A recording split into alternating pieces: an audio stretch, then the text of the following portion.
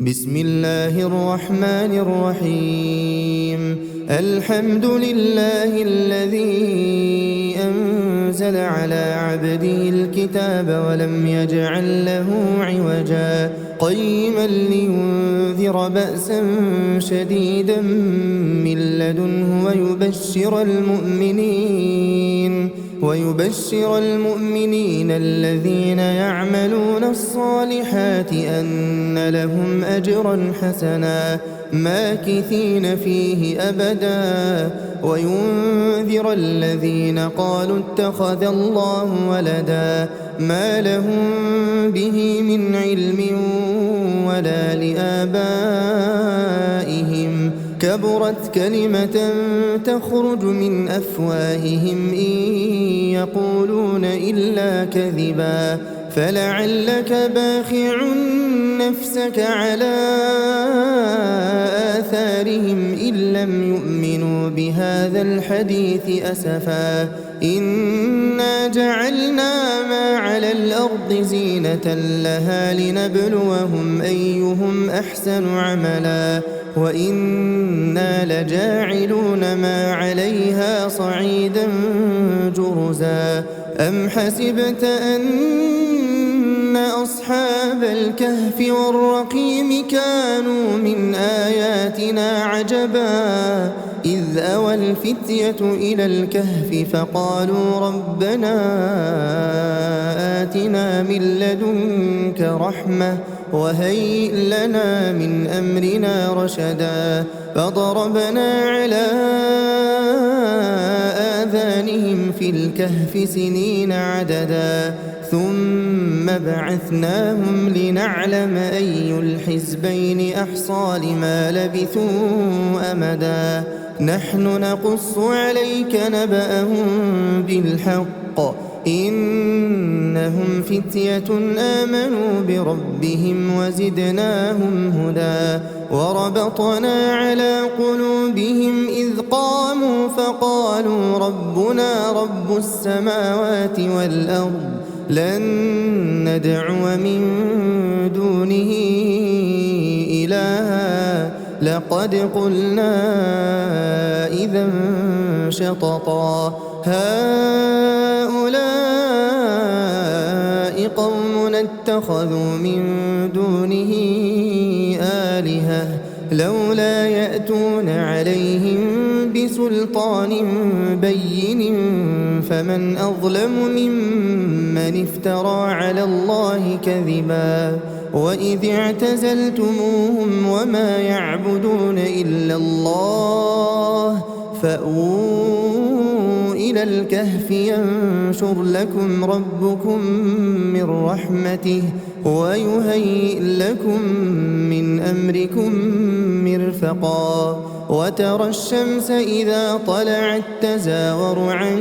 كهفهم ذات اليمين وإذا غربت تقرضهم ذات الشمال وهم في فجوة منه ذلك من آيات الله من يهد الله فهو المهتد ومن يضلل فلن تجد له وليا مرشدا وتحسبهم أيقاظا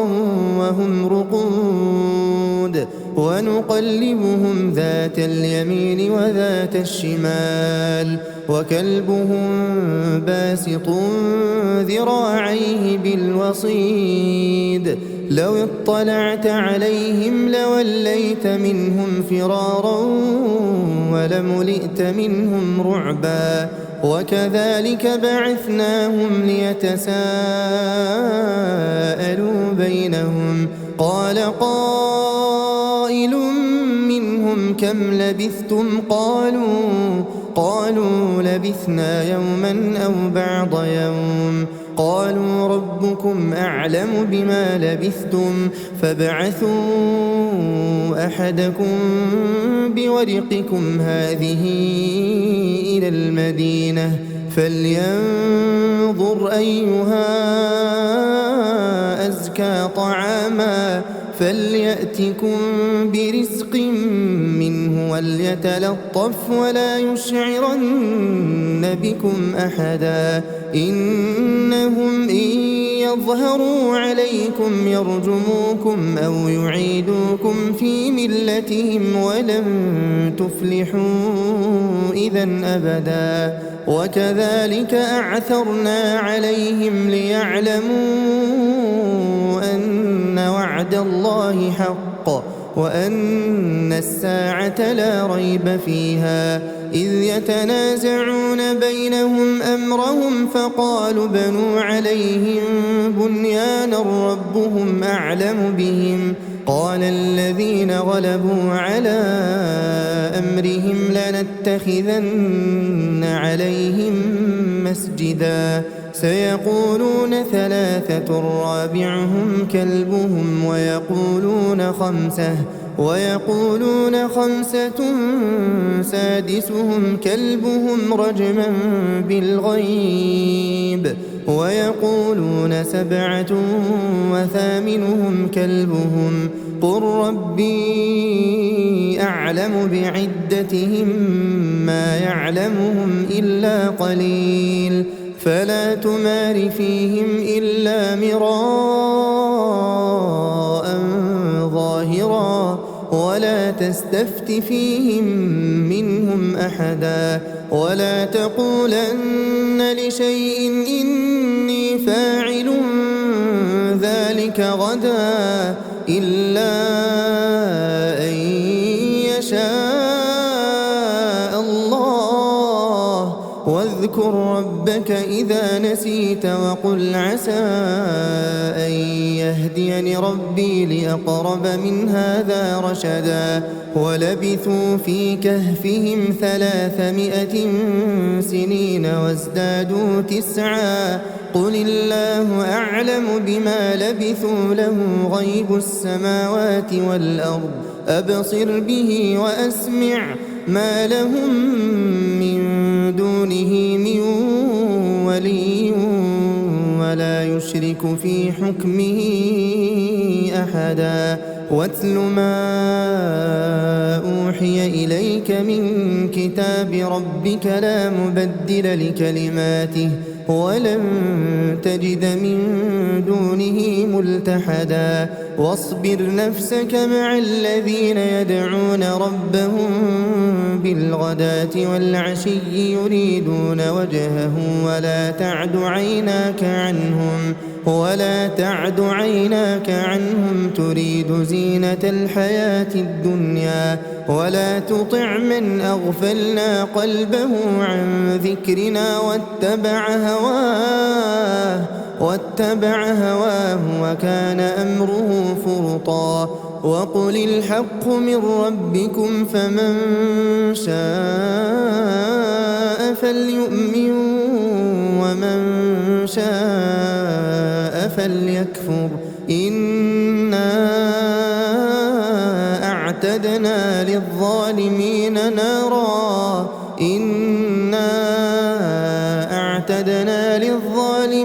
نارا أحاط بهم سرادقها وإن يستغيثوا يغاثوا بماء كالمهل يشوي الوجوه بئس الشراب وساءت مرتفقا إن الذين آمنوا وعملوا الصالحات إنا لا نضيع أجر من أحسن عملا أولئك لهم جنات عدن تجري من تحتهم الأنهار يحلون فيها من أساور من ذهب ويلبسون ثيابا خضرا من سندس واستبرق متكئين فيها على الأرائك نعم الثواب وحسنت مرتفقا واضرب لهم مثل الرجلين جعلنا لأحدهما جنتين من أعناب وحففناهما بنخل وجعلنا بينهما زرعا كلتا الجنتين آتت أكلها ولم تظلم منه شيئا وفجرنا خلالهما نهرا وكان له ثمر فقال لصاحبه وهو يحاوره أنا أكثر منك مالا وأعز نفرا ودخل جنته وهو ظالم لنفسه قال ما أظن أن تبيد هذه أبدا وما أظن الساعة قائمة ولئن رددت إلى ربي لأجدن خيرا منها منقلبا قال له صاحبه وهو يحاوره أكفرت بالذي خلقك من تراب ثم من نطفة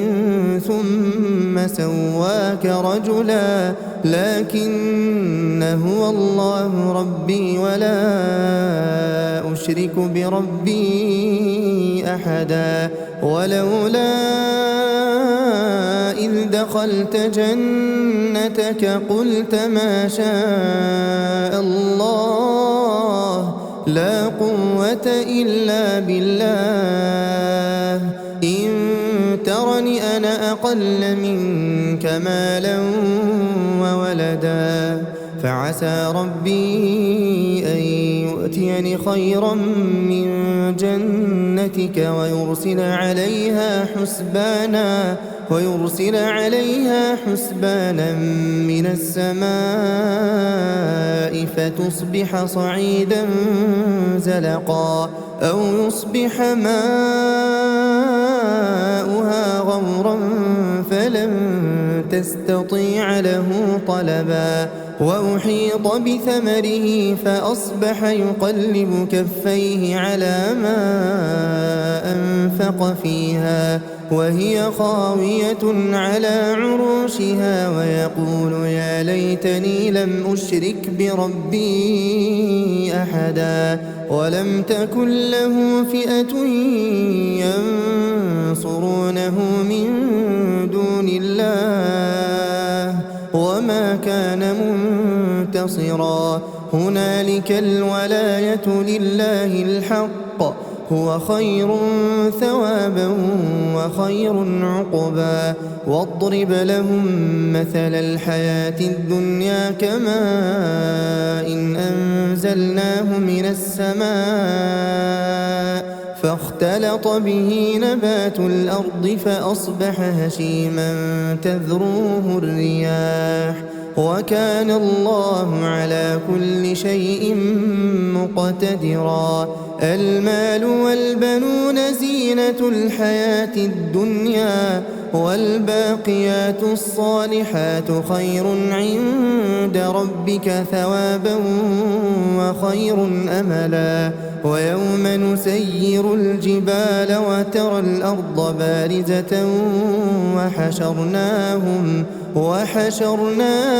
فلم نغادر منهم أحدا وعرضوا على ربك صفا لقد جئتمونا كما خلقناكم أول مرة بل زعمتم أن لن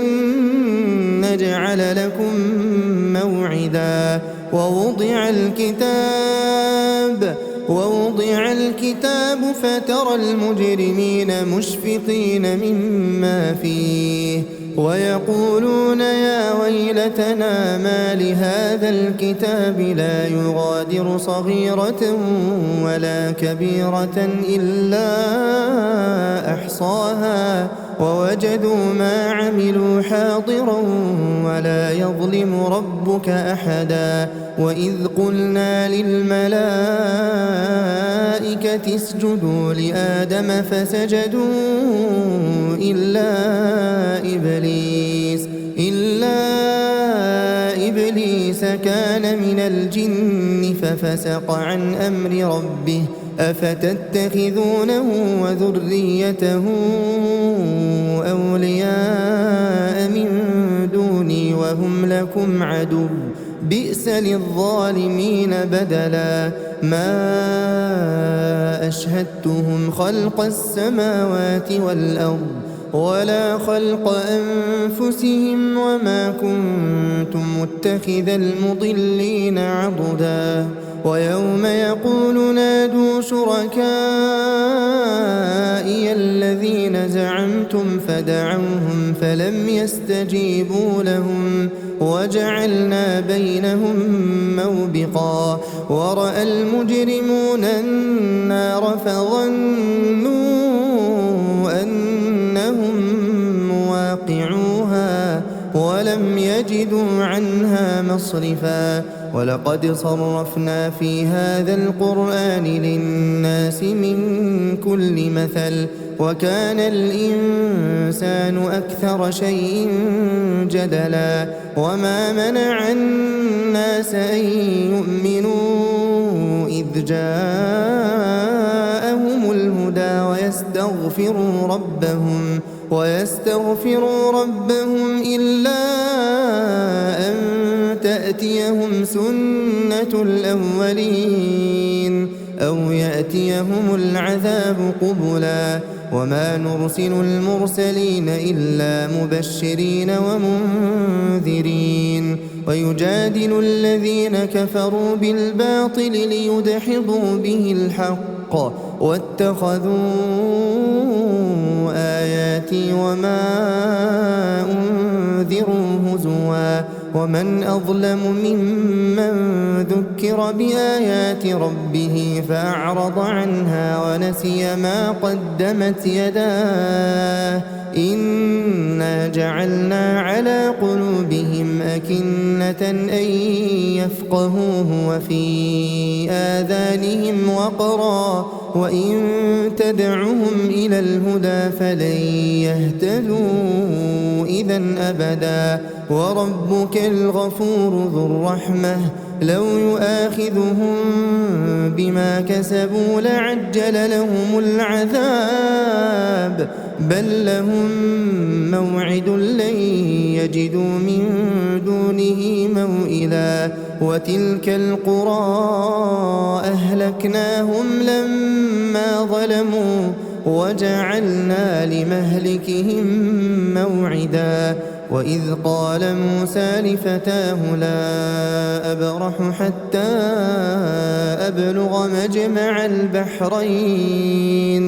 حتى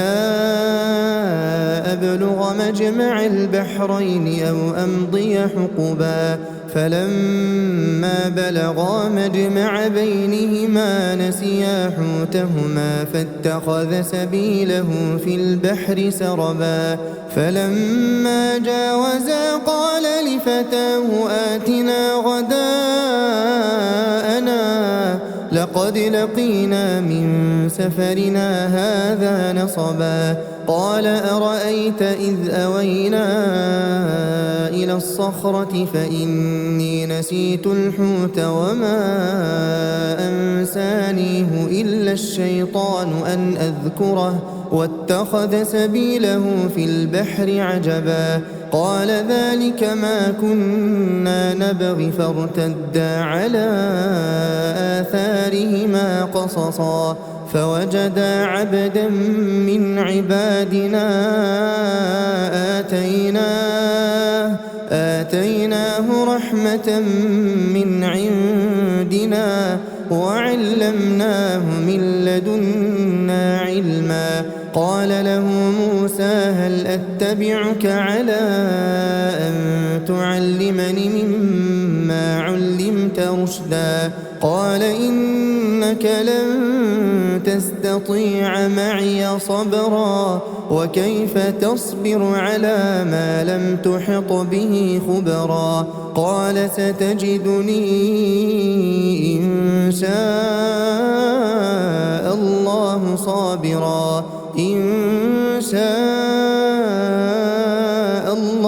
صابرا ولا أجرا قال فإن اتبعتني فلا تسألني عن شيء حتى أحدث لك منه ذكرا فانطلقا حتى إذا ركبا في السفينة خرقها قال أخرقتها لتغرق أهلها لقد جئت شيئا إمرا قال ألم أقل إنك لن تستطيع معي صبرا قال لا تؤاخذني بما نسيت ولا ترهقني من أمري عسرا فانطلقا حتى إذا لقيا غلاما فقتله قال أقتلت نفسا زكية بغير نفس لقد جئت شيئا نكرا قال ألم أقل لك إنك لن تستطيع معي صبرا قال إن سألتك عن شيء بعدها فلا تصاحبني قد بلغت من لدني عذرا فانطلقا حتى إذا أتيا أهل قرية استطعما أهلها فأبوا أن يضيفوهما فوجدا فيها جدارا يريد أن ينقض فأقامه قال لو شئت لاتخذت عليه أجرا قال هذا فراق بيني وبينك سأنبئك بتأويل ما لم تستطع عليه صبرا أما السفينة فكانت لمساكين يعملون في البحر فأردت أن أعيبها وكان وراءهم ملك يأخذ كل سفينة غصبا وأما الغلام فكان أبواه مؤمنين فخشينا أن يرهقهما طغيانا وكفرا فأردنا أن يبدلهما ربهما خيرا منه زكاة وأقرب رحما وأما الجدار فكان لغلامين يتيمين في المدينة وكان تحته كنز لهما وكان أبوهما صالحا فأراد ربك أن يبلغا أشدهما ويستخرجا كنزهما رحمة من ربك وما فعلته عن أمري ذلك تأويل ما لم تسطع عليه صبرا ويسألونك عن ذي القرنين قل سأتلو عليكم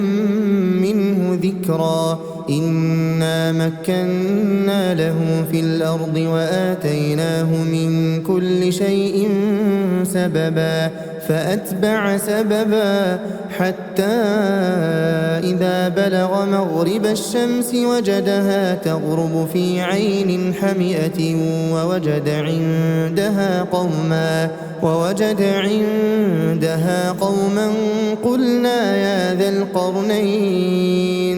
قلنا يا ذا القرنين إما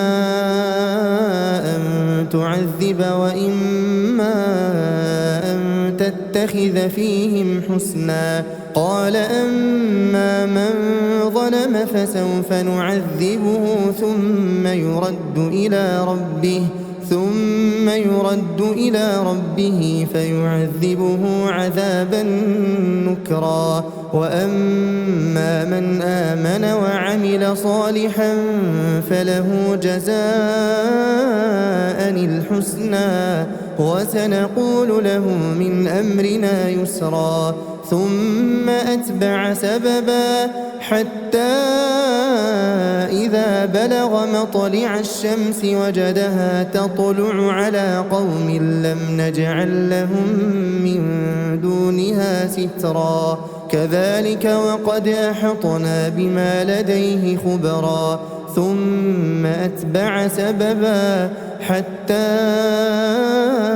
إذا بلغ بين السدين وجد من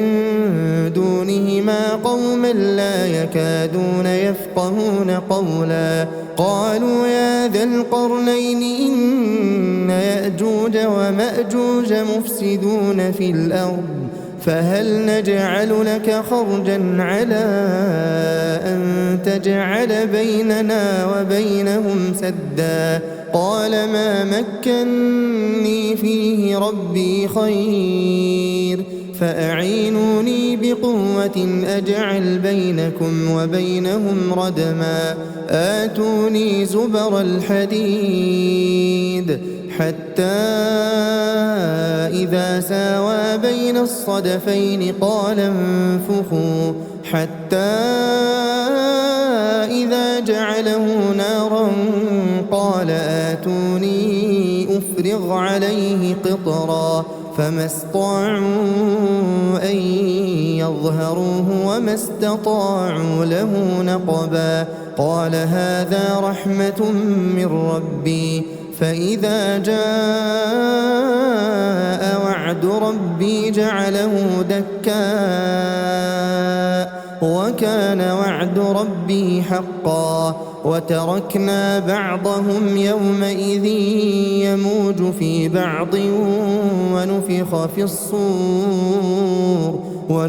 في الصور فجمعناهم جمعا وعرضنا جهنم يومئذ للكافرين عرضا الذين كانت أعينهم في غطاء عن ذكري وكانوا لا يستطيعون سمعا أفحسب الذين كفروا أن يتخذوا عبادي من دوني أولياء إنا أعتدنا جهنم للكافرين نزلا قل هل ننبئكم بالأخسرين أعمالا الذين ضل سعيهم في الحياة الدنيا وهم يحسبون أنهم يحسنون صنعا أولئك الذين كفروا بآيات ربهم ولقائه فحبطت أعمالهم فلا نقيم لهم يوم القيامة وزنا ذلك جزاؤهم جهنم بما كفروا واتخذوا آياتي ورسلي هزوا إن الذين آمنوا وعملوا الصالحات كانت لهم جنات الفردوس نزلا خالدين فيها لا يبغون عنها حولا قل لو كان البحر مدادا لكلمات ربي لنفد البحر قبل أن تنفد كلمات ربي ولو جئنا بمثله مددا قل إنما أنا بشر مثلكم يوحى إلي أنما إلهكم إله واحد فمن كان يرجو لقاء ربه فليعمل عملا